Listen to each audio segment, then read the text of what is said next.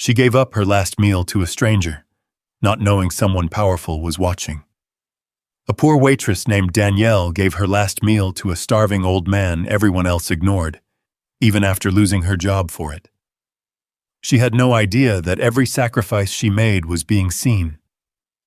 And one quiet morning, when a Rolls-Royce stopped in front of her broken home, the truth behind that old man would turn her entire world upside down.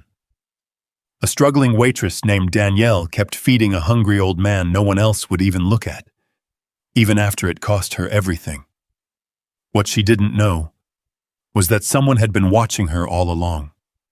And the day a Rolls-Royce pulled up to her house, her life was about to change in a way she never imagined. The morning air in Southside Chicago carried that familiar chill, the kind that slipped through cracks in walls and settled into your bones before the sun had a chance to rise. The sky was a dull gray, heavy with leftover clouds from the night before, and the streets were quiet except for the distant hum of an early bus and the occasional rattle of a loose trash can lid. Danielle Brooks stood in her tiny kitchen, one hand wrapped around a chipped mug of instant coffee that had long since gone lukewarm. A slow, steady drip echoed behind her, water falling from the ceiling into a plastic bucket she had placed there just hours earlier. Drip, drip, drip. She didn't turn around. There was no point. She already knew where the leak was. She knew every crack in that ceiling the way some people knew the lines in their own palms. Every rainy night, it was the same routine. Shift the mattress, move the bucket, pray the water wouldn't spread too far before morning. Danielle took a sip of the coffee and winced slightly. It tasted bitter, but she finished it anyway. Waste wasn't something she could afford. Her small house stood at the end of a worn-out street lined with aging wooden homes. Paint peeled from the siding, fences leaned like they were tired of standing, and windows told stories of people who had long ago stopped expecting anything better. It wasn't the kind of place anyone dreamed of living in. It was the kind of place people ended up in when life didn't go the way they planned. Danielle glanced at the clock on the wall. 4:12 a.m. She should have already been out the door, but something about the morning felt off. It was quiet. Too quiet. She set the mug down and grabbed her worn denim jacket from the back of a chair. As she stepped toward the front door, the sound came, low at first, then unmistakable. A deep, smooth engine, not the rough growl of the old trucks that passed through sometimes, not the uneven rumble of delivery vans. This sound was different. Clean, controlled, expensive. Danielle froze for a moment, her hand still on the doorknob. The engine grew louder, then slowed, then stopped. Right outside. She frowned slightly and pulled the door open. And that's when she saw it.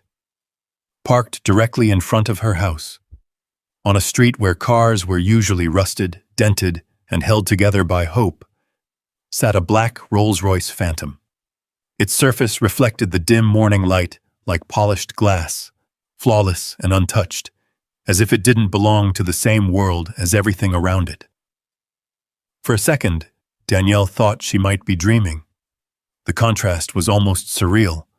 That car, sitting in front of her crooked porch and peeling paint, felt like something out of a different life, a different city, maybe even a different reality.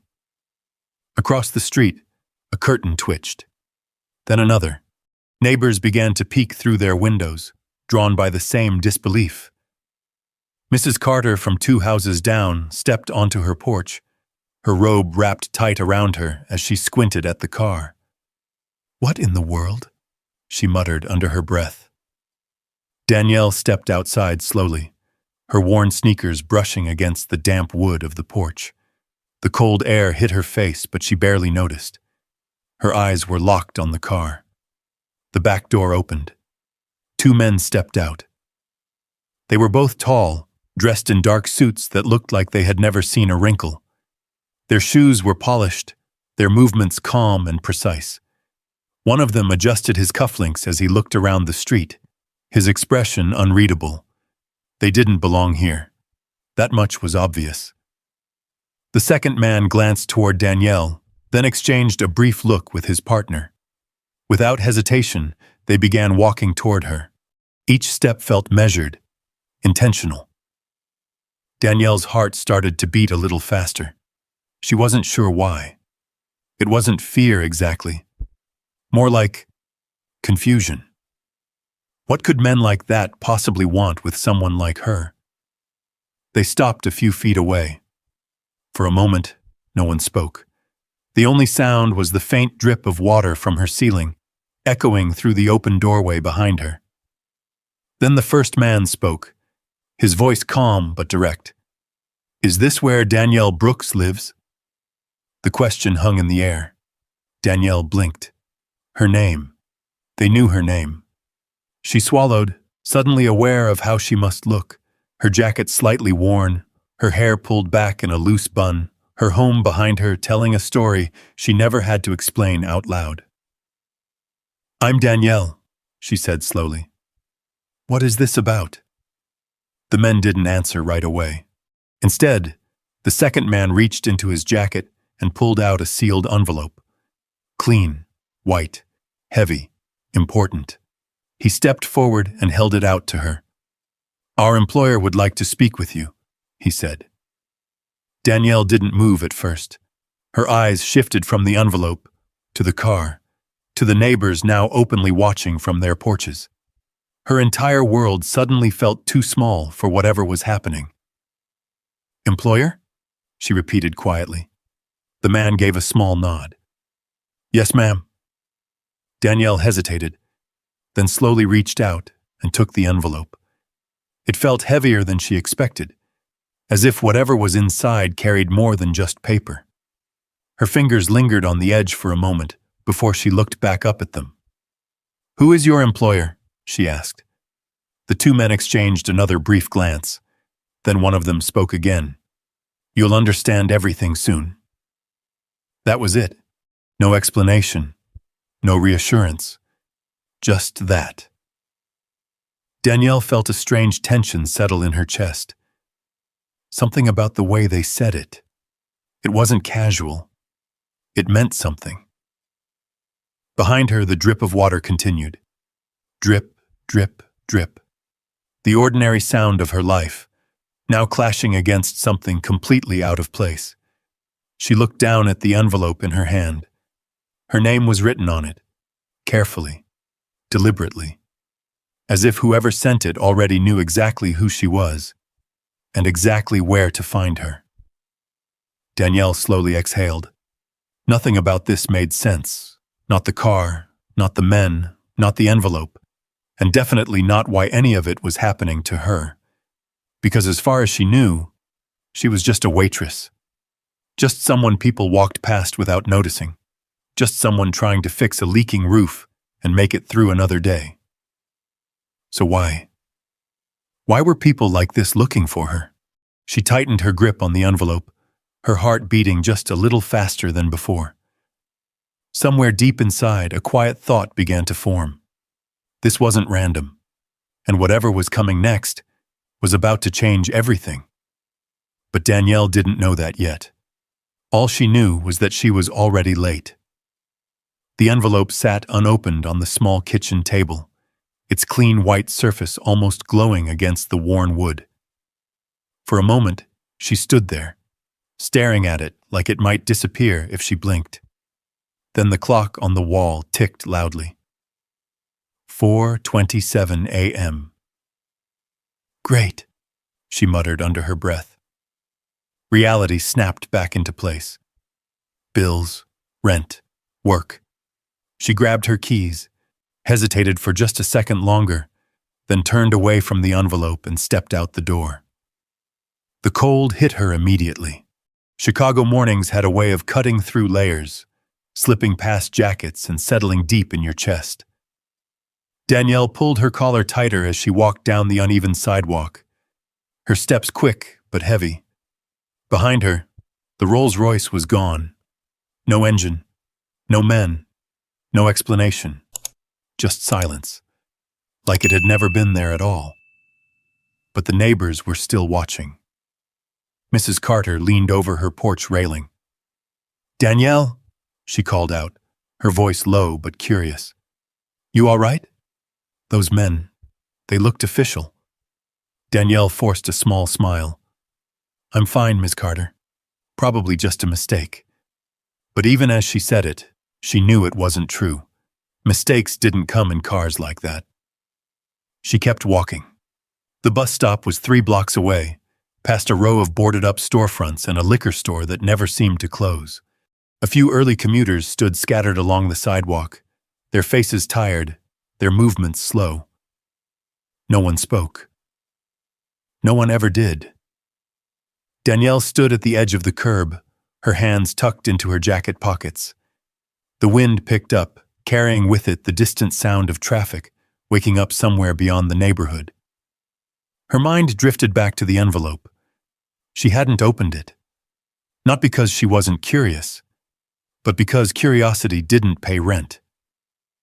Whatever was inside, it could wait. The bus pulled up with a tired hiss, its brakes squealing as it stopped. Danielle climbed on, dropped her fare into the box, and took a seat near the window. The city slid past in shades of gray. Closed shops, flickering streetlights, people walking with their heads down, already bracing for the day ahead. Danielle leaned her forehead lightly against the cold glass. This was her world. Simple. Hard. Predictable. No surprises. No miracles. Just one day after another, stitched together by routine and quiet endurance. By the time the bus reached the diner, the sky had begun to lighten just enough to show the outlines of buildings more clearly. The neon sign outside the restaurant buzzed faintly, casting a dull red glow onto the wet pavement. Sunrise Diner, it read. The name always felt like a promise the place couldn't quite keep. Inside, the air was already thick with the smell of coffee and grease. Plates clattered, silverware chimed. The low murmur of early customers filled the space like background noise. Danielle stepped in, tying her apron around her waist as she moved. "About time," a sharp voice cut through the noise. "Karen." She stood behind the counter, arms crossed, her expression already tight with irritation. Her hair was pulled back neatly, not a strand out of place, and her eyes scanned Danielle from head to toe like she was measuring something and finding it lacking. "You think this place runs itself?" Karen said, her tone cold. "I'm sorry," Danielle replied quickly. "Bus was—" "I don't need excuses," Karen cut in. "I need you to move." Danielle nodded. "Yes, ma'am." She didn't argue. She never did. There was no point. She grabbed a tray and stepped into the flow of the diner, weaving between tables with practiced ease. Coffee refills, orders taken, plates delivered. "Can I get extra bacon on that?" one man asked without looking up from his phone. "Yes, sir." "Hey, my toast's cold," another complained. "I'll fix that for you right away." Her voice stayed steady, polite, soft, always soft, because that was how you stayed employed. Hours passed like that. Movement without pause. Words without weight. Faces that blurred together until they didn't feel like people anymore. Just tasks to complete. At one table, a couple laughed over something on their phone, their voices bright and carefree. At another, a man waved her down with a snap of his fingers. "Miss," he said, barely glancing at her. "More coffee." Danielle poured it without a word. He didn't thank her.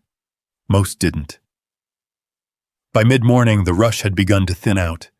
Danielle wiped down a table near the window, her cloth moving in slow circles as her shoulders finally began to loosen. For a moment, she allowed herself to breathe. Outside, the street looked just as tired as it had earlier. Nothing had changed.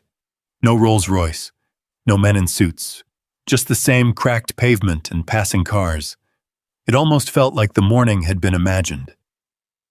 "Don't slow down now," Karen's voice snapped from behind her. Danielle straightened immediately. "Yes, ma'am." Karen stepped closer, lowering her voice just enough so only Danielle could hear. "You want to keep this job," she said. "You stay focused. People come here to eat, not to watch you daydream." Danielle nodded again. "I understand."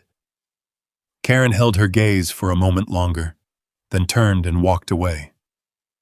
Danielle exhaled slowly. Her hands tightened slightly around the cloth. It wasn't new. The tone, the dismissal, the way Karen spoke to her like she was something less than everyone else in the room. But it still settled somewhere deep inside her. A quiet weight, one she carried without ever setting down. She finished wiping the table and moved to the next. Keep moving. Keep quiet. Keep going. That was the rule. That was always the rule. Around noon, the diner filled again. Lunch crowd. More noise. More orders. More pressure. Danielle moved faster. Her steps quick and precise, balancing plates with steady hands even as the tension in her chest began to build again. Then, as she reached for a stack of menus near the front door, something shifted. Not loud. Not obvious. Just different. A presence. She glanced toward the entrance. At first, she didn't notice him. No one did. He stood just outside the door, slightly off to the side, like he wasn't sure if he was allowed to be there. An older white man, late 60s maybe. His coat hung loosely on his frame, worn thin at the edges. His shoes looked like they hadn't been replaced in years.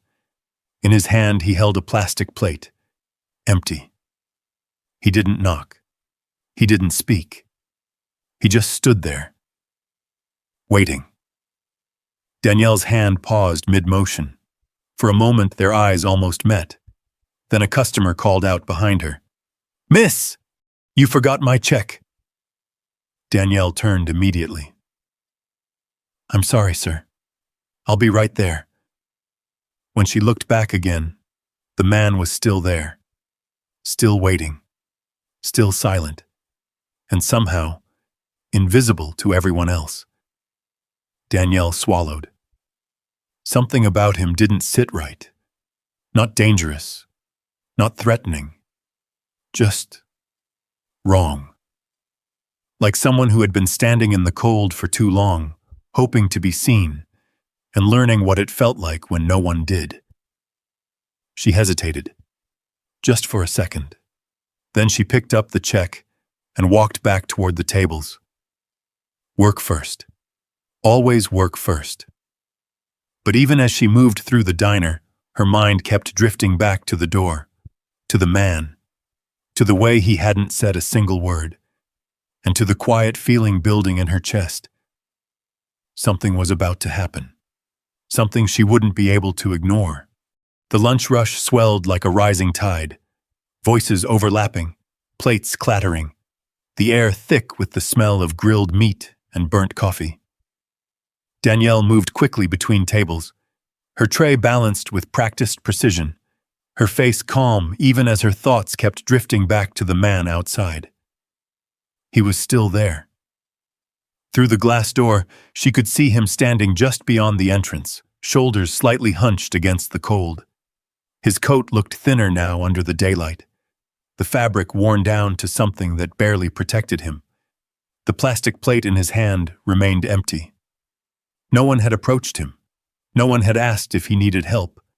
Most people didn't even look long enough to notice. Danielle tried to focus. Table 7 needed refills. Table 3 was waiting on their order.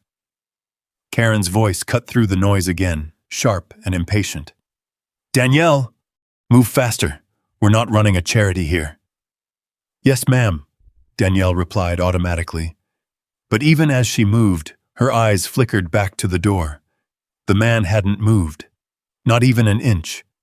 It was as if he was holding himself there, anchored by something invisible. Not begging, Not pleading, just waiting. Waiting for someone to see him. A group of customers near the window noticed him briefly. One woman wrinkled her nose and leaned closer to her friend. "Why do they let people like that hang around here?" she whispered. Her friend shrugged, already losing interest. "Just ignore it." And just like that, they did. Ignored him. Erased him. Danielle's grip tightened slightly around the edge of her tray. She had seen this before, too many times. People becoming invisible the moment they stopped fitting into the world everyone else was comfortable with. She turned away, forcing herself to keep moving. Work first. Always work first. But then the door opened. A gust of cold air swept inside, carrying with it the faint smell of damp pavement and something else, something raw. The man had stepped closer, not inside, just close enough to the doorway. Karen noticed immediately. Of course she did. Her head snapped up from behind the counter, her eyes narrowing the moment she saw him. "Oh no," she muttered, already moving. Danielle's heart skipped. Karen walked toward the entrance with purpose, her heels clicking sharply against the tiled floor. Conversations in the diner didn't stop, but they shifted, voices lowering, attention turning just enough to sense something was about to unfold. The man stood there, still holding his plate. Up close, Danielle could see more clearly now. His face was pale, lined deeply with age and exhaustion. His hands trembled slightly, though he tried to steady them. His eyes, they didn't carry anger, just something quiet, something tired. Karen stopped just inside the doorway, arms crossed. "What are you doing here?" she snapped. The man opened his mouth, his voice low and uneven. I was hoping." "You were hoping for what?" Karen cut him off sharply. "To scare away my customers?" The man swallowed, his grip tightening on the plate. "I just need something to eat," he said quietly. The words were simple, soft, but they seemed to hit something invisible in the room. A few customers turned their heads more openly now.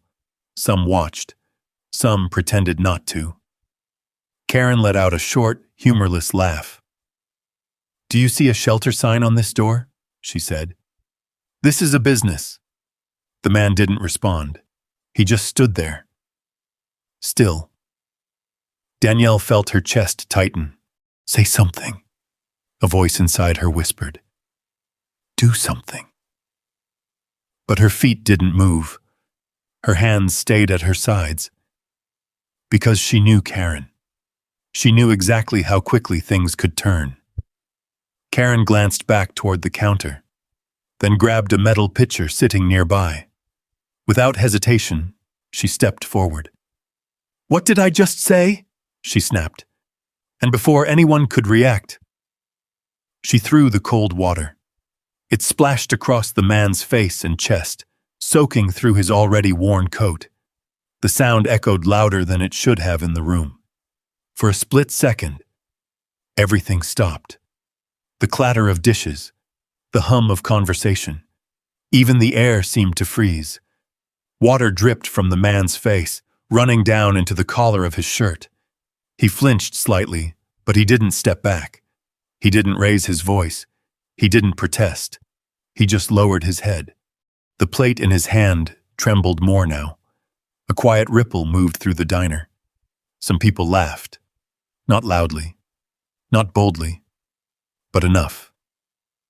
Others looked away, uncomfortable but unwilling to intervene. Danielle couldn't breathe.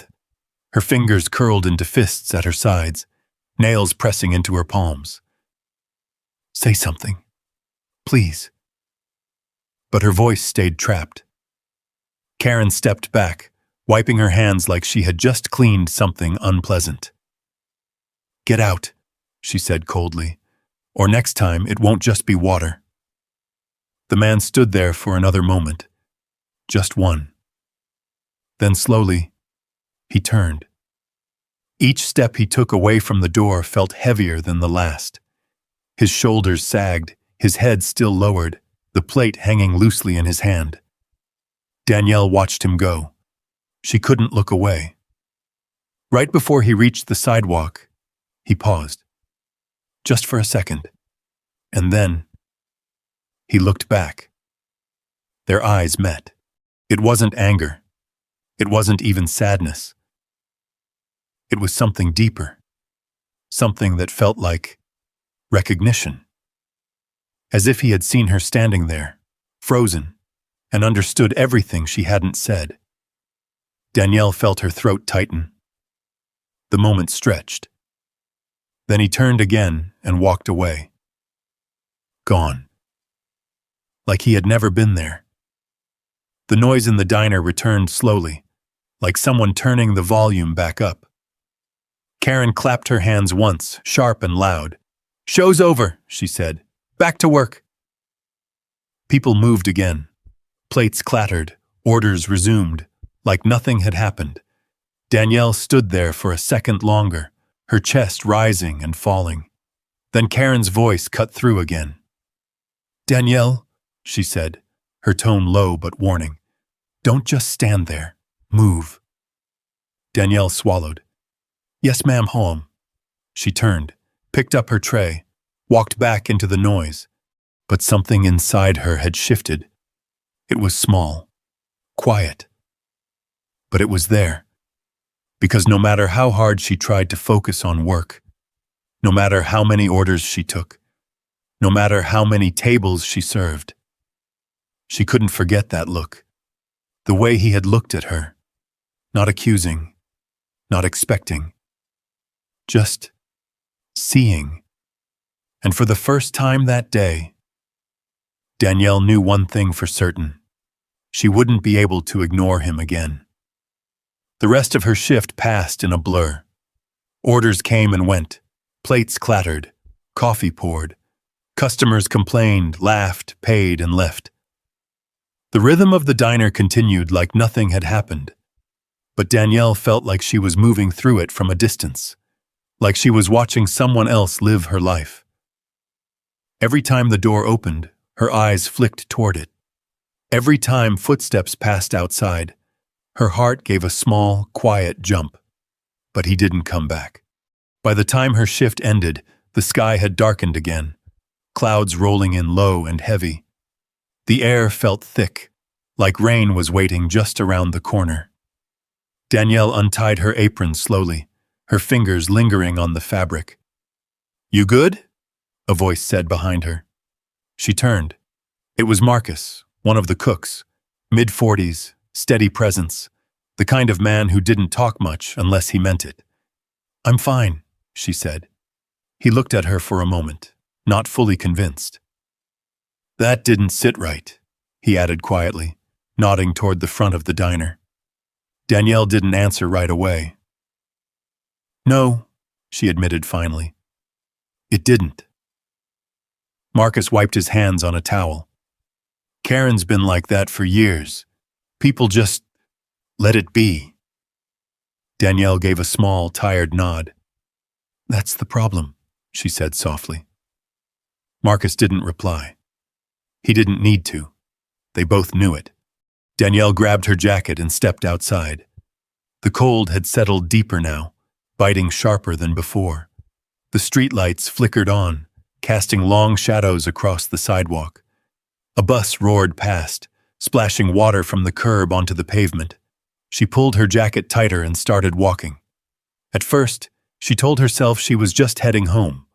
That was the plan. But her feet slowed as she reached the corner near the bus stop. The same spot. The same place where she had seen him earlier. She stopped. Looked around. Nothing. Just a few people waiting for the bus. Their faces tousled. Their attention fixed anywhere but on each other. Danielle hesitated. Maybe he left. Maybe he found somewhere else. Maybe... She turned to go, took a step, then another, but something inside her pulled tight. a quiet, stubborn voice that refused to let go. She stopped again, closed her eyes for a brief second. "This isn't your problem," she whispered under her breath. But the image came back anyway, water dripping from his coat, the way his shoulders had lowered, the way he hadn't said a word. Danielle exhaled slowly. Then she turned around. "Of course," she muttered. "Of course I can't just walk away." Her steps changed direction, faster now, more certain. She crossed the street, her eyes scanning the sidewalks, the corners, the shadows where people sometimes sat when they had nowhere else to go. At first, she didn't see him. Then there, near a dim streetlight, just past a closed storefront, he was sitting on the curb, the same coat, the same plate. But now, he looked smaller, like the weight of the day had settled fully onto him. Danielle slowed as she approached. Her heart beat louder in her chest, not from fear, but from something else, something deeper. Uncertainty. Responsibility. "Sir?" she called gently. The man lifted his head. Their eyes met again. Up close, the lines on his face were clearer now, etched deeper with exhaustion. His skin looked pale, almost gray under the streetlight. But his eyes, they were still steady, still aware. "Good evening," he said quietly. His voice was soft, but clearer than before. Danielle nodded slightly. "Good evening." For a moment, neither of them spoke. Cars passed behind her, headlights cutting through the dimness. The city moved on, as it always did. Danielle shifted her weight. "I saw what happened earlier," she said. The man didn't react, didn't look away, just listened. "I'm sorry," she added, her voice lower now. "I should have said something." A faint pause. Then the man gave a small shake of his head. "You have your own life to worry about," he said. The words weren't bitter, they weren't accusing, just factual. Danielle swallowed. "That doesn't make it right," she replied. Another pause. The wind picked up slightly, rustling a piece of paper along the sidewalk. Danielle glanced down at her hands, then into her bag. Inside was a small container, her dinner, the only thing she had planned for herself after a long day. She hesitated, just for a moment. Her mind flickered through everything. The leaking roof, the bills, the constant balancing act of not having enough. Then she looked back at him, at the plate in his hands. Empty. Still empty. Danielle let out a slow breath. "Here," she said. She reached into her bag and pulled out the container. Warm still, barely. She held it out toward him. The man looked at it, then at her. "For me?" he asked. Danielle gave a small nod. "Yes." He didn't take it right away. "Why?" he asked. The same question. Simple. Direct. Danielle blinked slightly, caught off guard for a second. "Why what?" she replied. "Why are you giving me this?" he said. His voice wasn't suspicious, just curious, like he genuinely wanted to understand. Danielle shifted slightly. "I don't know," she said at first. Then she corrected herself. "No, that's not true." She looked at him more steadily now. "I do know." A brief silence passed between them. "Because I couldn't stop thinking about what happened," she said. "And because, if I were sitting where you are, I'd hope someone would do the same for me." The man studied her face, not quickly, not casually, but carefully, as if he was measuring something deeper than her words. Danielle felt a slight unease under his gaze, but she didn't pull back. Finally, slowly, he reached out and took the container. "Thank you," he said. Danielle nodded. "You should eat while it's still warm." He opened it carefully, like it was something fragile. As he began to eat, Danielle stepped back slightly, giving him space. For a moment, she just stood there, watching. Not out of pity, not out of obligation, but because something about the moment felt important, quiet, real.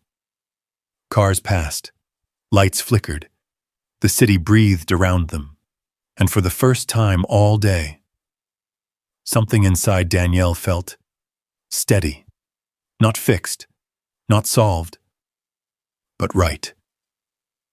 After a few minutes, she cleared her throat softly. "I should go," she said. The man looked up. "Thank you again," he said. Danielle gave a small nod. "It's nothing." But even as she said it, she knew it wasn't. She turned and began walking away, her steps slower now, her mind quieter. Behind her, the man continued eating, and for reasons she couldn't quite explain. Danielle felt like something had just begun. Not something loud, not something obvious, but something that would stay, something that would matter. She pulled her jacket tighter and kept walking, but one thought lingered in her mind, steady and clear. This wouldn't be the last time. It wasn't. The next morning came too fast. The same cold air, the same dim light creeping through the cracks of Danielle's small home, and the same sound. Drip, drip, drip. She opened her eyes and stared at the ceiling for a moment, listening. The leak had spread. Another spot now. Another bowl needed. Danielle sat up slowly, her muscles stiff from the previous day. She reached for the nearest container and slid it across the floor, placing it under the new drip without a word. She didn't complain. She didn't sigh. She just adjusted. That was what her life had taught her to do. Adjust. She got dressed quietly, pulling on the same worn jacket, tying her hair back with practiced hands.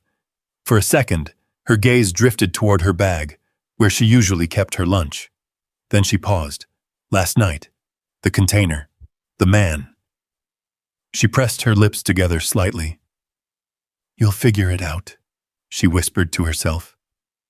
She always did. Outside, the neighborhood looked the same, still waking up, still carrying that quiet heaviness that never fully left. Danielle walked to the bus stop, her steps automatic, but her mind not quite where it used to be. She was thinking about him, not in a dramatic way, not like she had suddenly taken on some mission, just a quiet awareness, a question sitting in the back of her mind. Will he be there today? The bus came and went. The diner doors opened again. And the day began. Inside, nothing had changed. Karen stood at the counter, already tense, already watching everything with sharp eyes. Lisa moved between tables, her expression tight, her movements just a little too precise, as if she was always trying to prove something. Danielle tied her apron and stepped into the flow again. Orders, coffee, plates, same rhythm, same expectations, same invisible weight pressing down. But today, there was something else beneath it, a quiet anticipation. Around mid-morning, Danielle found herself drifting toward the front of the diner more often than usual. Not enough to be obvious, just enough to glance through the glass when she passed. Once, twice, 3 times. Nothing. No sign of him. Her chest tightened slightly. Maybe he moved on. Maybe he found somewhere else. Maybe... "Danielle!" Karen's voice snapped. Danielle turned immediately. "Yes, ma'am?" "Table 5's been waiting for 10 minutes. You planning on serving them or just staring out the window all day? I'm sorry, Danielle said quickly, grabbing a tray. Karen shook her head, muttering something under her breath as she walked away. Danielle forced herself back into the rhythm. Focus, work. Don't think about it. But it didn't last. By the time lunch rolled around, the diner filled up again. The noise returned, louder this time, echoing off the walls. Orders piled up. Customers waved for attention. Karen's voice cut through it all like a blade. And then, the door opened. Danielle didn't look at first. She was carrying a tray, balancing 2 plates and a glass of iced tea. But something in the air shifted again. That same subtle feeling from the day before. She turned. He was there. Standing just outside the door. Same coat. Same plate. But today, he looked worse. His posture was weaker. His shoulders slightly more slumped. His face looked paler, drawn tighter with fatigue.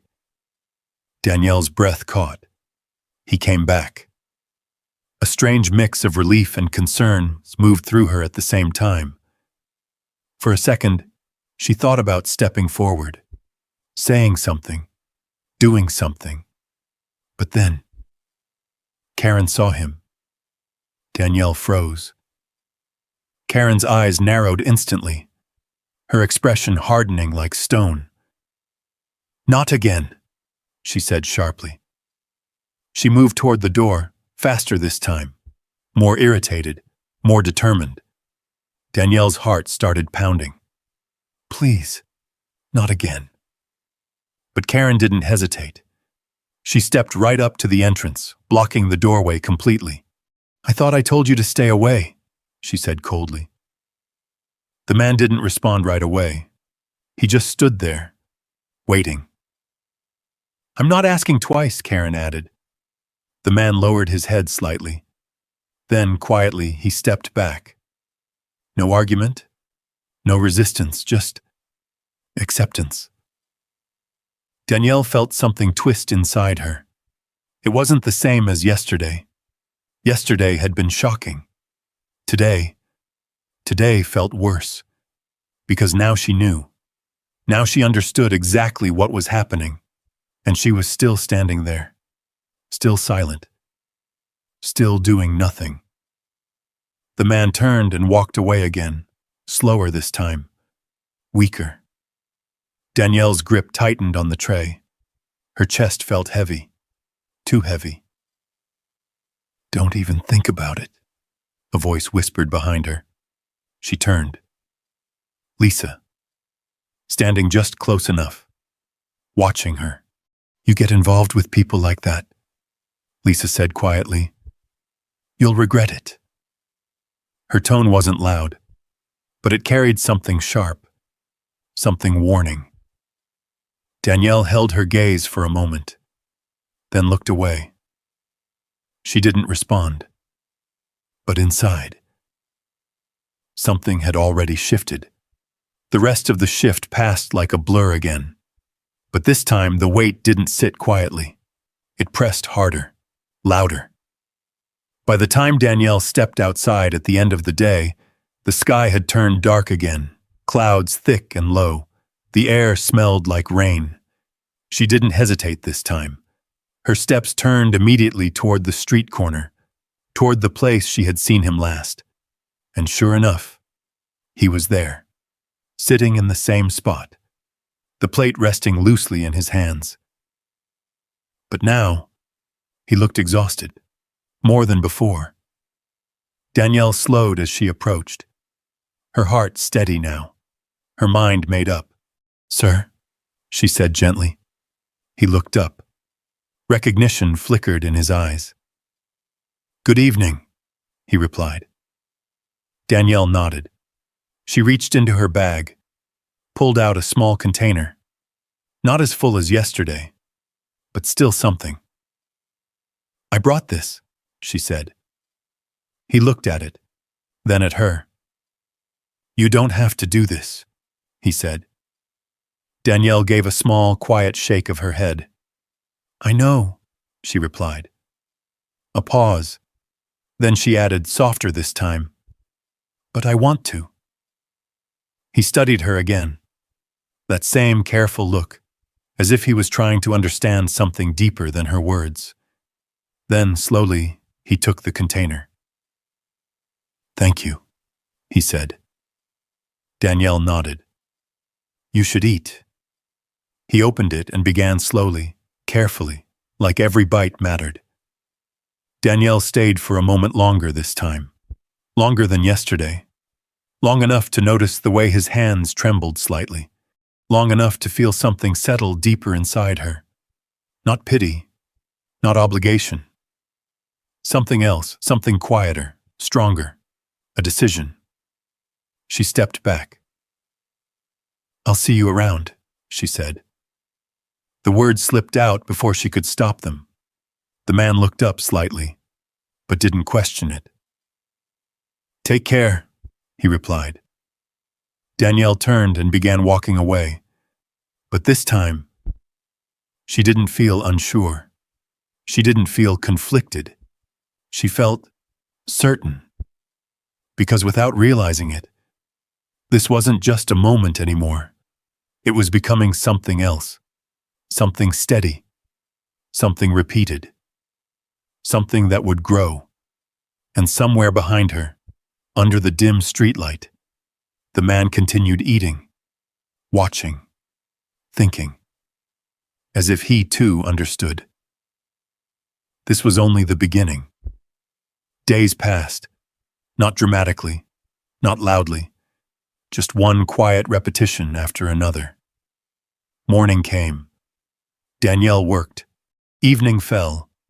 And somewhere between exhaustion and routine, she found her way back to that same corner. Same streetlight. Same cracked sidewalk. Same man. At first, she told herself it was temporary.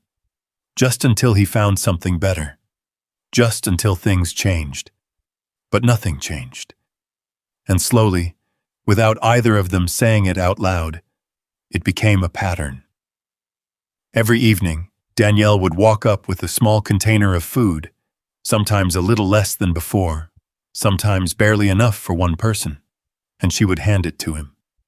Every evening he would accept it with that same quiet nod.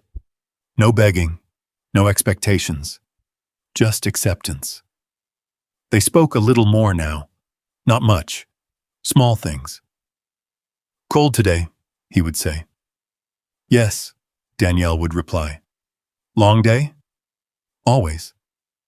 It wasn't a conversation people would notice, but it was enough. Enough to make the silence between them feel less empty. Enough to make him real. And that was what made it dangerous. Because the more real he became, the harder it was for Danielle to ignore what it was costing her. One night, as she sat on the edge of her mattress, the sound of rain hitting the roof came down harder than usual. Water dripped from 3 different spots now. She had run out of bowls, so she used a pot, a plastic container, even a cracked cup she had been meaning to throw away. Drip, drip, drip. The rhythm filled the room. Danielle stared at the small envelope she kept tucked inside her bag, the one with the little savings she had been building for months, her roof fund. Every dollar she had managed to set aside. It wasn't much, but it was something. And now, she was starting to use it. Not all at once, just a little here, a little there. Food, extra portions. Things she told herself she could replace later. She closed her eyes briefly. "This is temporary," she whispered. But even as she said it, she wasn't sure anymore. The next day at the diner, things felt different. Not on the surface. The same noise, the same customers, the same routine. But something underneath had shifted. Lisa was watching her. Not casually. Not by accident. Intentionally. Danielle noticed it first when she went to the kitchen to pick up her usual staff meal. Lisa stood near the doorway, pretending to scroll through her phone. but her eyes lifted just slightly when Danielle reached for the container. Then again when Danielle placed it carefully into her bag. Too carefully. Danielle felt it. That quiet tension. The kind that didn't need words to be understood. She turned away, trying to ignore it. But the feeling stayed. All through her shift. All through the lunch rush. Lisa was there. Watching. Waiting. And Danielle knew. It wasn't curiosity. It was something else. Something sharper. Later that afternoon, Danielle moved toward the back exit of the diner, her heart beating just a little faster than usual. She had timed it carefully. Wait for Karen to be distracted. Wait for the rush to settle. Wait for the right moment. She slipped the container into a small paper bag and held it close to her side. Then she walked. Calm at first, then faster still. The door swung open, and the cool air hit her face as she stepped outside. She didn't look back. She couldn't, because if she did, she might see something she wasn't ready to face. Across the street, under the same flickering streetlight, he was there. Waiting. Danielle crossed quickly. "You came," he said quietly as she approached. She nodded. "I said I would." She handed him the bag. He took it, but his eyes stayed on her. "You're risking something," he said. Danielle frowned slightly. "What do you mean?" "You look over your shoulder before you walk here," he said. "That's not nothing." Danielle let out a small breath. "It's just work," she said. "People don't like it when you step outside your place." The words landed heavier than she expected, because they were true. She had lived that truth her entire life. "You don't have to do this," he added again. Danielle shook her head. "I know," she said, "but I'm not going to stop." A quiet silence followed. Then he nodded. Not in agreement, not in approval, just acknowledgement. Danielle stayed for a moment longer than usual. Then she turned and walked back. But this time, she felt it. A shift in the air. A presence. She slowed slightly, just enough to glance over her shoulder. Across the street, near the edge of the building, a figure moved. Quickly. Too quickly to be random. Danielle's stomach tightened. She turned fully now. Scanning. Looking. But whoever it was, they were gone. Or hidden. Or waiting. Her heart began to pound harder. Not from fear. From realization. She hadn't been as careful as she thought. Back inside the diner, everything looked the same. But it didn't feel the same. Lisa stood near the counter, arms folded, a faint smile on her lips. Not a friendly one. Not even a satisfied one. Something else. Something colder. Something knowing. Danielle froze for a fraction of a second. Just long enough. Lisa's eyes met hers, held. And in that moment, Danielle understood. She had been seen. Not just once. Not by accident. But clearly. Deliberately. And whatever came next wouldn't be quiet. It wouldn't be subtle. It would be something else entirely. Something bigger. Something louder. Something she wouldn't be able to hide from anymore. Danielle felt it the second she stepped back inside. The air had changed. It wasn't obvious to anyone else. The same plates clattered. The same customers talked over one another. The same smell of fried food lingered in the air. But to Danielle, it felt different. Heavier. Like something was waiting. She moved carefully, slower than usual, her senses sharper now. Every sound felt louder. Every glance felt like it lasted just a little too long. And Lisa Lisa didn't even pretend anymore. She stood near the counter, her phone loosely in her hand, her posture relaxed, but her eyes followed Danielle with a quiet, deliberate focus. Danielle kept her head down. Just finish the shift. Just get through the day. That was all she needed to do. But it didn't last. It never did. Danielle, Karen's voice cut through the diner like a knife. Not loud, but sharp enough to stop everything. Danielle froze. Slowly, she turned. Karen stood near the center of the room now, her arms folded tightly across her chest, her expression unreadable. But her eyes were different. Colder. Harder.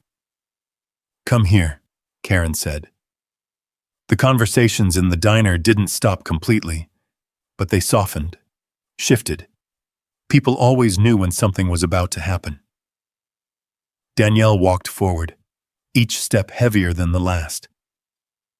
Yes, ma'am, she said quietly. Karen didn't answer right away. Instead, she turned slightly. Lisa, she said. Lisa stepped forward, calm, confident, and in her hand, her phone. Danielle's stomach dropped.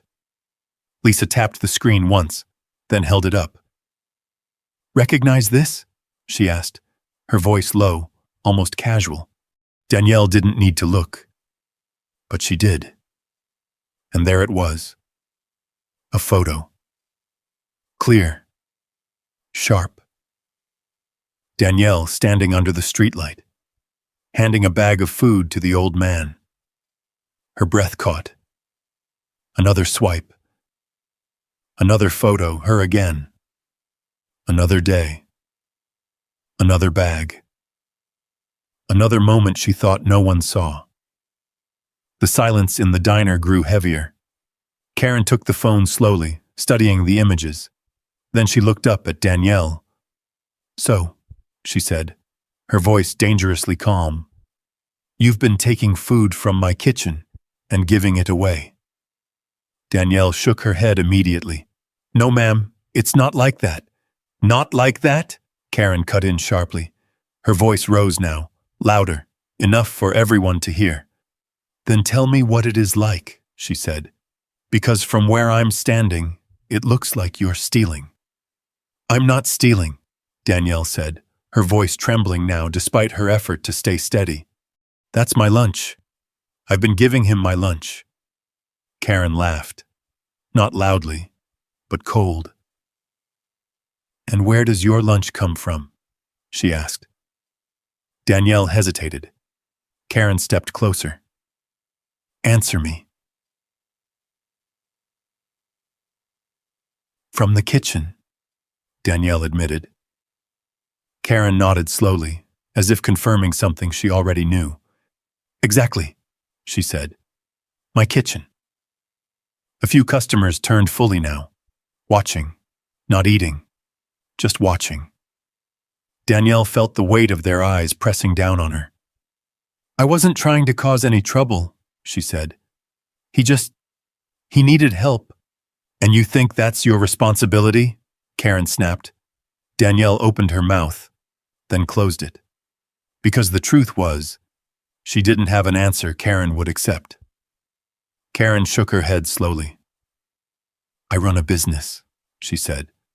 Not a shelter, not a charity, and definitely not a place where my staff gets to decide who deserves what. I understand, Danielle said quickly. I just thought, that's the problem, Karen interrupted again. You thought. The words landed harder than anything else. Karen turned slightly, addressing the room now. Let this be clear, she said. Anyone who works here follows my rules. You don't take food without permission. You don't give away what doesn't belong to you, and you don't make decisions that affect my business. Her eyes returned to Danielle. And you broke all three. Danielle's chest tightened. Please, she said, her voice lower now. I can fix this. It won't happen again. Karen didn't even let her finish. No, she said flatly. The word cut clean. Final. You're done. Danielle blinked. What? You're fired, Karen said. Just like that. No hesitation. No pause. Danielle felt the ground shift under her feet. Ma'am, please, she said, her voice breaking now. I need this job. I won't do it again. I promise. Karen's expression didn't change. You should have thought about that before you decided to play savior, she said. Danielle's hands trembled at her sides. I don't care what you were trying to do, Karen snapped. You're out. Right now. Silence. Heavy. Unforgiving. Danielle looked around. At the customers, at her coworkers, at Marcus, who stood still near the kitchen, his expression tight but silent. No one stepped forward. No one spoke. No one helped. Because this was how it worked. This was how it always worked. Danielle swallowed hard. Her throat felt tight, her chest heavy. But she didn't cry. Not here. Not in front of them. Slowly she untied her apron, folded it, placed it on the counter. Her movements were quiet, careful, controlled. Karen didn't say anything else. Lisa watched, still holding that faint, satisfied smile. Danielle picked up her bag, turned, and walked toward the door. Each step felt unreal, like she was moving through something thick, something heavy.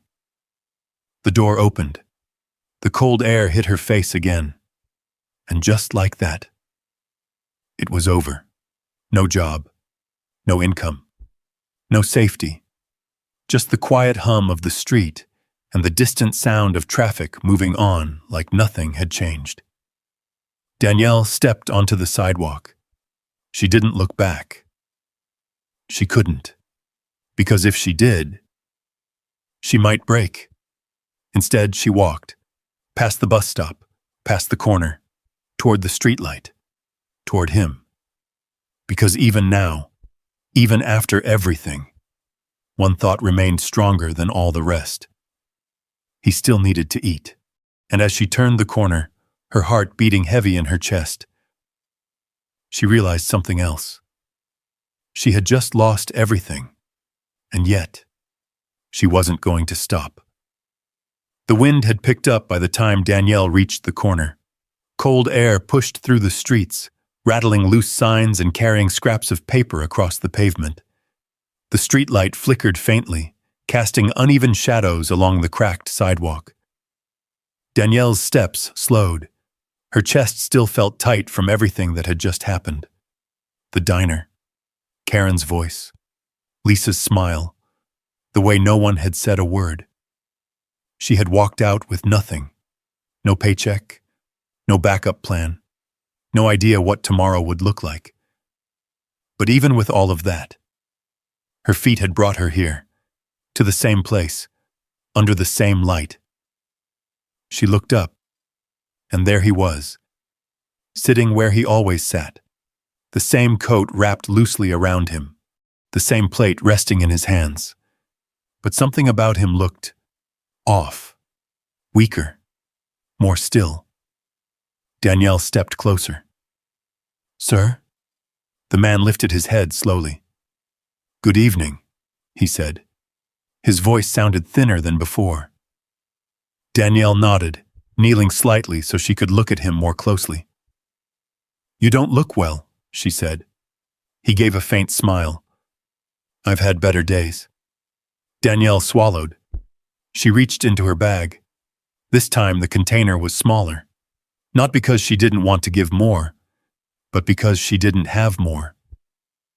I brought something, she said softly. He looked at it, then at her. You don't have to keep doing this, he said. Danielle shook her head immediately. I know, she replied, but I'm not stopping. There was no hesitation in her voice now, no uncertainty, just truth. He studied her again, that same quiet, careful look. "You've lost something," he said. Danielle blinked. "What?" "You move differently today," he added. "Slower, heavier." She looked away. For a moment she thought about lying, saying everything was fine, but something about him made that feel pointless. "I lost my job," she said quietly. The words settled between them. Simple. Heavy. The man didn't react immediately. He just nodded once. "I'm sorry," he said. Danielle let out a small breath. "It's okay," she replied. But it wasn't. They both knew it. Rain began to fall, soft at first, then heavier. Drops hit the pavement, darkening the concrete in uneven patches. Danielle glanced up. "Come on," she said quickly. "You can't sit out here in this." He shook his head. "I've been through worse." But Danielle didn't move. "You're already not feeling well," she said. "At least find some cover." A pause. Then slowly, he shifted. Not much, just enough to lean slightly toward the edge of a closed storefront nearby. It wasn't much protection, but it was something. Danielle stayed with him, longer than usual. The rain grew heavier now, tapping against metal shutters, pooling along the curb. "You should go," he said after a moment. "You'll get soaked." Danielle almost laughed. "I don't think a little rain is my biggest problem right now." He didn't smile, but something in his expression softened. Danielle sat down beside him on the edge of the curb, pulling her jacket tighter around herself. For a while, neither of them spoke. The city moved around them, cars passing, lights reflecting off wet streets, the sound of rain filling the silence between them. It wasn't comfortable, but it wasn't empty either. After a few minutes, Danielle glanced at him again. "Did you take anything today?" she asked. "For what?" "For being sick." He shook his head. "No." Danielle frowned. "You need something," she said. "You can't just sit through it." He gave a small shrug. "That costs money." The words landed heavier than they should have, because Danielle knew exactly what that meant. She looked down at her hands, at the bag still resting in her lap, at the small envelope inside it. Her savings, the roof, the dripping water, the nights without sleep, all of it came rushing back at once. If she touched that money, there was no fixing the roof, no backup, nothing left. She closed her eyes briefly, then opened them again. "You should see a doctor," she said. He let out a faint breath. "That's not how this works for people like me." Danielle looked at him, really looked at him, and in that moment, she saw it clearly. Not just the hunger, not just the exhaustion, but the quiet acceptance, the kind that came from living too long without options. Something inside her tightened. "No," she said softly. "That's not how it works for people who give up." He turned his head slightly, looking at her more directly now. "And you don't?" Danielle hesitated, then shook her head. "Not yet." Another pause. The rain continued, steady, relentless. Danielle reached into her bag again. Her fingers brushed against the envelope. She froze, just for a second. Then she pulled it out. Not fully, just enough to feel its weight. Her heart began to beat faster. This was everything she had. Everything she had been holding on to. Everything she had been trying to fix. She thought about the ceiling, the dripping water, the nights of moving buckets around just to sleep. She thought about tomorrow. No job, no income, nothing certain. Then she looked at him again, at the way his hands trembled slightly, at the way his breathing seemed uneven, at the quiet way he had said, That's not how this works for people like me. Danielle swallowed hard. Then she made a decision. Slowly, she pulled the envelope out completely, opened it. The bills inside were worn, folded carefully over time. She held them for a moment. Then she stood up. "Can you walk?" she asked. He looked up, surprised. "A little." "That's enough," she said. She reached down and offered her hand. He hesitated, then took it. His grip was weak, but steady. Step by step, Danielle helped him up. Rain soaked through her jacket now, her hair beginning to cling to her face. "Where are we going?" he asked. "There's a pharmacy 2 blocks from here," she said. "You don't have to." "I know," she cut in gently, "but I'm going to." They walked slowly, carefully, each step measured. The city lights blurred slightly through the rain, reflections stretching across the pavement. Danielle didn't think about the money anymore, didn't think about the roof, didn't think about tomorrow. She just kept moving.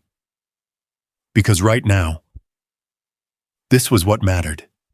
And somewhere deep inside, she knew this choice would change everything. The pharmacy door chimed softly as Danielle pushed it open, the warm air inside hitting her face like a small relief from the rain. Fluorescent lights buzzed overhead, casting a pale glow over rows of medicine and neatly stacked shelves. The man leaned slightly on her arm as they stepped inside. A pharmacist behind the counter looked up, adjusting his glasses. "Can I help you?" he asked. Danielle guided the man forward. "He's not feeling well," she said. "He's been out in the cold, and he has a fever." The pharmacist nodded, stepping around the counter. "Let me take a look." The man sat slowly on a small chair nearby, his movements careful, measured. Danielle stood close, watching, her hands still slightly trembling from the cold and from something else. Something heavier. The pharmacist checked his temperature, asked a few quiet questions, then straightened. "He's running a high fever," he said. "Probably from exposure and exhaustion. He'll need medication and rest." Danielle nodded. "How much?" she asked. The pharmacist hesitated for a moment before naming the price. The number landed harder than she expected. It wasn't outrageous, but it wasn't small either. Not for her, not now. Not when that envelope in her hand was everything she had left. Danielle went quiet. The room seemed to shrink slightly around her. She could hear the faint ticking of a clock somewhere behind the counter, the soft hum of the refrigerator unit, the sound of rain hitting the windows. Everything slowed. The pharmacist waited. The man said nothing. He didn't look at her, didn't ask, didn't expect. And somehow, that made it harder. Danielle reached into her bag. Her fingers brushed the envelope again. She pulled it out slowly, opened it, looked at the bills inside. Her roof, her nights of sleep, her only safety. Gone. If she did this for a moment, she hesitated. Not because she didn't want to help, but because this wasn't small anymore. This wasn't just giving up a meal. This was everything. She closed her eyes briefly, and in that moment, images flashed through her mind. The leaking ceiling, the cold nights, Karen's voice, Lisa's smile, the way she had walked out of that diner with nothing. And then, the man, sitting alone, silent, invisible. Danielle opened her eyes. Her hand steadied. She reached forward and placed the money on the counter. "I'll take it," she said. The pharmacist nodded, beginning to gather the medication. Behind her, the man finally spoke. "You shouldn't do this," he said quietly. Danielle didn't turn. "I know," she replied. The words came easier now, clearer. "I know I shouldn't."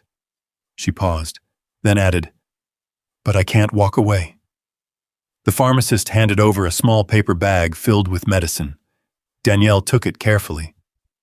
"Make sure he takes these as directed," the pharmacist said, "and he needs to stay warm." Danielle nodded. "Thank you." She turned back to the man. "Come on," she said gently. They stepped outside again. The rain had softened, but the streets were still wet, reflecting the city lights like broken glass. Danielle helped him back toward the corner, toward the streetlight, toward the place he had been sitting.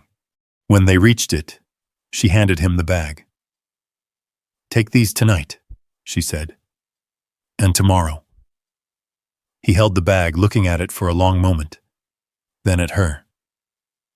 "Where did you get this money?" he asked. Danielle exhaled slowly.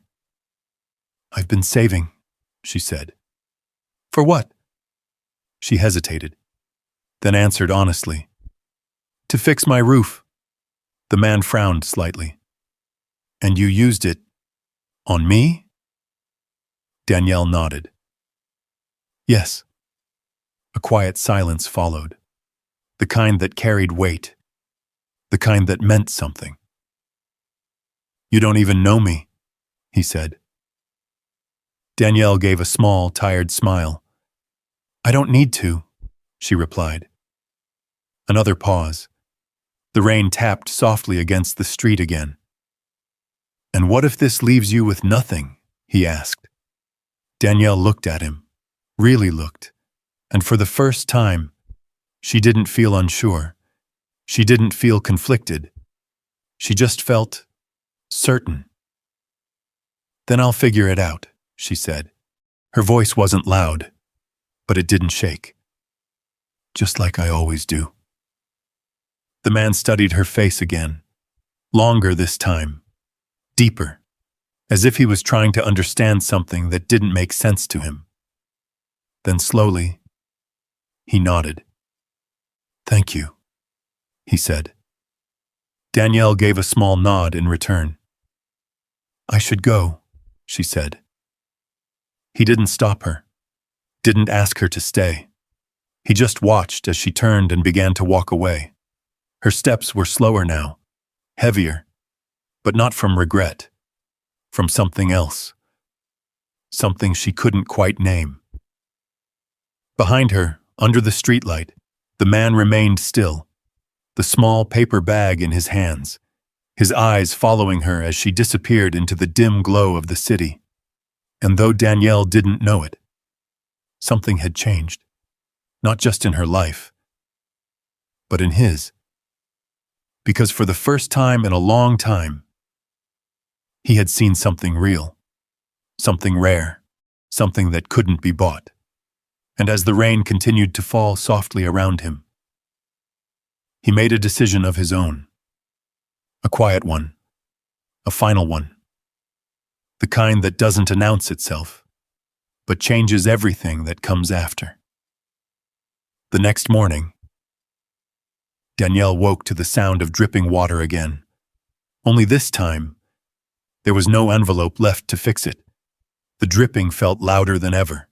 Drip, drip, drip. Danielle lay on her mattress, staring at the ceiling as water pooled into the containers she had placed around the room. The sound wasn't just noise anymore. It was a reminder. Every drop marked something she had given up. Every drop echoed the choice she had made. She turned her head slightly, looking at the small kitchen area. The space felt emptier now, not because anything had changed physically, but because something had shifted inside her. There was no safety net left, no savings, no backup plan, just today, and whatever she could figure out next. Danielle sat up slowly, pushing the blanket aside. The floor was damp in places, cold under her feet. She moved one of the containers closer, adjusting it under a new leak forming near the wall. She didn't complain. She didn't cry. She just kept moving, because that was what she had always done. Outside, the sky was pale and overcast again, the kind of morning that didn't promise much. Danielle got dressed quietly, pulling on her jacket, her movements slower than usual. She paused at the door. For a moment she thought about staying, about not going out, about letting the weight of everything settle. But she shook her head. "No," she whispered. Sitting still wouldn't fix anything. She stepped outside. The neighborhood was waking up again, just like always. People moved through their routines, cars passed, life continued, as if nothing had changed. But for Danielle, everything had. She walked without a clear direction at first, her hands tucked into her pockets. The diner was out of the question now. That door was closed, permanently. So she kept moving. Block after block, past storefronts with help wanted signs that looked faded and uninviting, past people who didn't look up, past opportunities that didn't feel real. She stopped in front of a small grocery store, thought about going in, asking, but something held her back. Not fear, just exhaustion. The kind that settled deeper than physical tiredness. The kind that came from trying too many times. Danielle turned away, and without thinking, her feet took her back to the same street, the same corner, the same light. She slowed, looked up. Empty. The spot where he usually sat was vacant. No coat, no plate, no sign of him. Danielle's chest tightened slightly. "Sir?" she called softly. No response. She stepped closer, looked around. Nothing. Just the empty sidewalk and the faint hum of the city. A strange feeling settled over her. Not panic, not yet. Just absence. She walked a little further down the street, checked the other corners, the nearby bus stop. Nothing. "Maybe he moved," she said under her breath. "Maybe he found somewhere better. Maybe he got help. Maybe." But the thought didn't settle right, because something felt off. The quiet wasn't peaceful. It was heavy. Danielle stood still for a moment, scanning the street one more time. Then she exhaled slowly. "I hope you're okay," she whispered. The words felt small against everything she didn't know. She turned and started walking again. But her steps felt different now, slower, uncertain, because for the first time since she had met him, she didn't know where he was, and that uncertainty, it stayed with her. The rest of the day passed quietly, too quietly.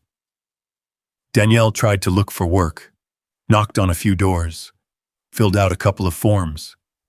But nothing stuck. Nothing felt solid. Nothing gave her anything to hold on to.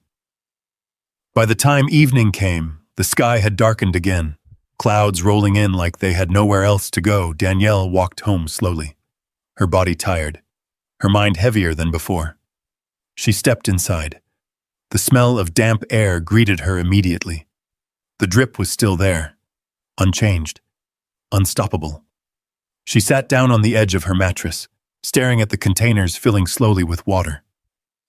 For the first time, she let herself feel it. Not the regret, not the doubt, but the weight. The quiet reality of where she was now. No job, no savings, no clear path forward, and now, no sign of him. She leaned forward slightly, resting her elbows on her knees. "What am I supposed to do now?" she murmured. The room didn't answer. The dripping continued. Drip, drip, drip. But somewhere beneath the exhaustion, beneath the uncertainty, There was still something there, something small, something steady. Not hope. Not exactly, but close. Because even though she had lost everything, even though she didn't know what came next, Danielle knew one thing. She didn't regret it. Not the food, not the money, not the choice, and somehow, that mattered more than anything else. Outside, the wind picked up again, and somewhere far beyond her small home, things were already beginning to move. Decisions were being made. Paths were shifting. And though Danielle couldn't see it yet, everything she had lost was about to come back in a way she never imagined. The next morning came quietly, too quietly. Danielle woke before the sun again, not because she had to, but because her body no longer knew how to rest. The room was still dim, the ceiling still leaking, the same slow drip echoing through the space. But something felt different. Not in the room, not in her situation, in the air. Like the stillness before something breaks. She sat up slowly, brushing her hand across her face. For a moment, she just listened. To the drip, to the faint hum of the neighborhood outside, to her own breathing. Then she stood. There was no uniform to put on anymore, no schedule waiting, no shift to rush toward. Just time and uncertainty. Danielle stepped outside. The air was cool but calmer than the days before. The sky held a pale blue now, clouds thinning slightly, like something was beginning to clear. She didn't have a plan. So she walked. Down the same street, past the same houses, past neighbors who gave her small nods, some curious, some distant. Mrs. Carter looked at her again from across the street. "You not heading to work today?" she asked. Danielle hesitated, then shook her head slightly. "No, ma'am." Mrs. Carter studied her for a second, then sighed softly. "Well, things have a way of turning around," she said. Danielle managed a small smile. "I hope so." She kept walking, but her steps felt slower now, heavier, because hope was harder to hold on to when you didn't know what you were hoping for. As she turned the corner toward the bus stop, she froze. The sound came first, low, smooth, familiar. An engine, not loud, not aggressive, but unmistakable. Danielle's breath caught. Parked just ahead, in front of her small home, was the same black Rolls-Royce. Perfect, untouched, completely out of place. Her heart began to race, not from excitement, from confusion, from disbelief, from the sudden return of something she hadn't been able to explain the first time. The car door opened. The same two men stepped out. Same suits, same calm, controlled movements. Like nothing had changed, like they had always been meant to come back. Danielle stood still, her feet rooted to the ground. They walked toward her, each step steady, intentional. "Miss Brooks," one of them said. Her name again. Always her name. "Yes," she replied slowly. "Our employer has been looking for you," the man continued. Danielle frowned slightly. "Looking for me?" she repeated. The second man stepped forward, holding out another envelope, heavier this time, thicker, more final. "He would like to meet you," he said. Danielle didn't take it right away. Her eyes moved between them. The car, the street, her house behind her. "This doesn't make any sense," she said. The first man gave a small nod. "It will." Danielle hesitated. Everything inside her told her to question it, to doubt it, to walk away. But another part of her thought to the part that had already lost everything, didn't have anything left to protect. Slowly, she reached out, took the envelope. Her fingers brushed the paper. It felt real, solid, important. "What happens if I say no?" she asked. The men exchanged a brief glance. Then one of them replied, "Then nothing changes." The words landed softly, but they carried weight. Danielle looked down at the envelope, then back at them, and for the first time in days, she felt something shift inside her, not fear, not uncertainty, something else. Possibility. "I'll go," she said. The men nodded. "Please gather what you need," one of them said. "We'll be waiting." Danielle turned, walked back toward her house. Each step felt unreal, like she was moving into something she couldn't yet understand. Inside, the room looked the same. Buckets, water, worn walls. Nothing had changed. And yet, everything had. She grabbed a clean jacket, changed quickly, paused for a moment, looking around, at everything she had known, everything she had fought through. Then she exhaled slowly and stepped back outside. The Rolls-Royce waited. The door opened for her. Danielle hesitated for just a second. Then she got in. The interior was quiet. Soft leather, muted light, a world completely different from her own. The door closed, and just like that, the car began to move. The city shifted outside the window. Familiar streets gave way to wider roads. Old buildings faded into newer ones. Noise turned into silence. Danielle watched it all, her mind racing, questions forming faster than answers. "Where are we going?" she asked. "To meet him," one of the men replied. Him. That word again. Danielle leaned back slightly, her hands resting in her lap, her heart steady now. Because deep down, she felt it.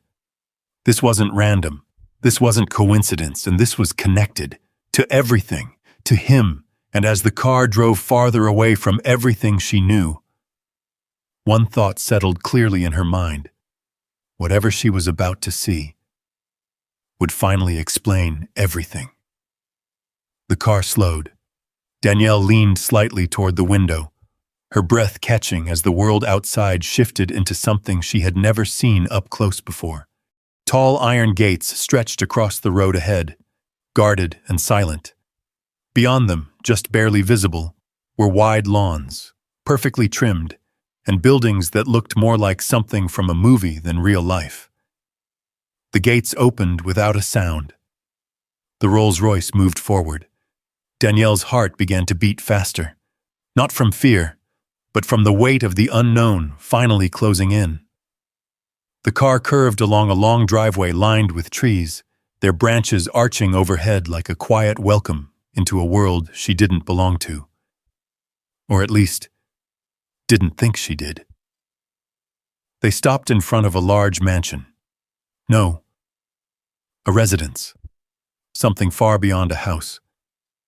Stone walls, tall windows, a front entrance that stood higher than anything she had ever walked through. One of the men stepped out and opened the door for her. "We're here," he said. Danielle hesitated for a second. Then she stepped out. The air felt different, quieter, cleaner, like even the world here moved differently. She followed the men inside. Each step echoed softly against polished floors. The interior was just as overwhelming as the outside. High ceilings, elegant furniture, everything placed with intention.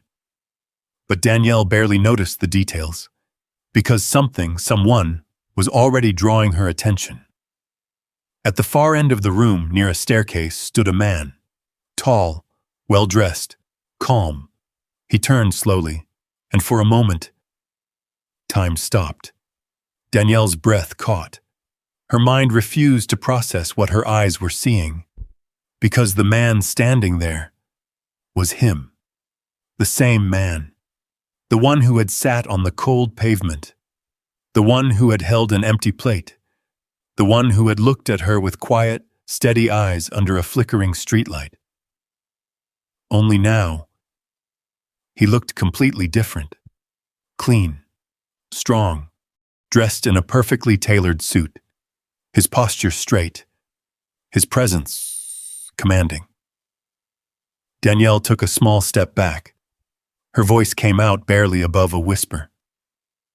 I don't understand. The man gave a small, calm smile. I know, he said. His voice was the same. That was what made it real. Please, he added gently, gesturing toward a seat.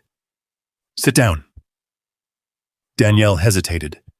Then slowly, she sat. Her heart was still racing, her mind spinning, questions flooding faster than she could form them. The man walked closer and took a seat across from her. For a moment, he didn't speak. He just looked at her, the same way he always had, carefully, thoughtfully.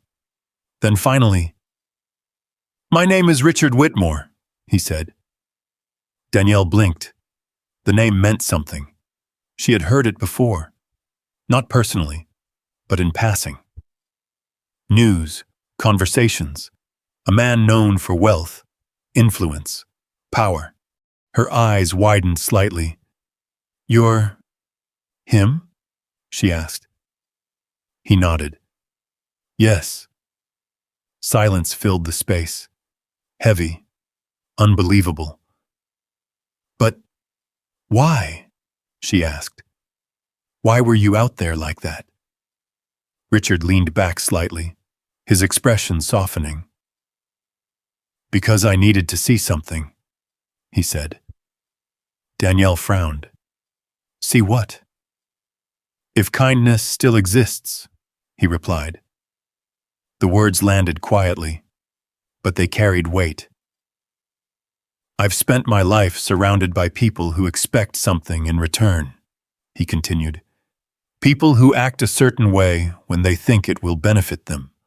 He paused, then added, "But I wanted to know what people do when no one is watching." Danielle's chest tightened slightly. "So, this was all a test?" she asked.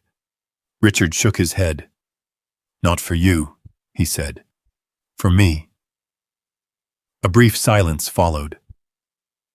"I needed to know if I could still trust what I see in people," he continued. "If goodness still exists without conditions." Danielle looked down slightly, thinking, processing.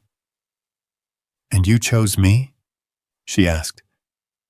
Richard's expression grew more serious. "No," he said. "I didn't choose you." He leaned forward slightly. "You revealed yourself." Danielle's breath caught. "You gave when you had nothing to gain," he said. "You stayed when it cost you. You sacrificed something important, without expecting anything in return." He paused, then added quietly, "That is rare." Danielle didn't speak. She didn't know how to respond. Everything she had done had felt small, private, unseen. "And the job?" she asked softly. "Did you know what would happen?" Richard nodded slightly. "I knew there would be consequences," he said, "but I also knew you wouldn't stop." Danielle felt something shift inside her. Not anger, not resentment, just understanding. "And the money?" she asked. "The medicine?" Richard's eyes softened. "That," he said, "was the moment I knew." Silence.